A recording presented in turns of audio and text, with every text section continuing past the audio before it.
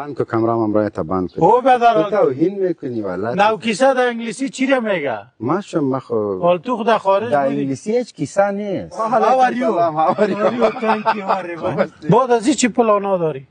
بعد از دیگه همه تو پیش میرم تا که دندانای ما کس میدان نکنه همه تو سراری که خدا اعلام میکنم. مطلب بزرگ کشیدم. خب. بزرگ سوتا. خب. او محترمه گفتم من نو کیسه هستم. همیشه سانسور که همیشه را قطع کن. حالا کیسه است تا چند سالگی شیرچوشک میچوشیدیم میگه زیاد تا 30 سالگی را ما دخترک چرا مویای خدا لچ کرده بود اینجا باید این دختر 6 ماه باید ایجاب کنه امام بیخی سر بد امام باز گفت یعنی تشناب بگو یا لده دیمازنگ یک قطلاز با کانتینر چرا ما بگیم که طلای عربی و طلای فلانا با عربی ها مینمی از دیمازنگ میره مردم افغانستان کلش دزد است.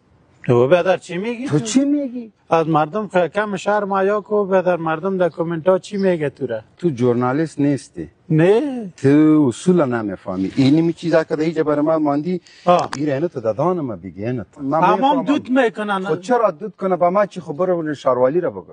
در خارجی گپا نیست ایرانو تو دودانگی را دادان مردم. خب.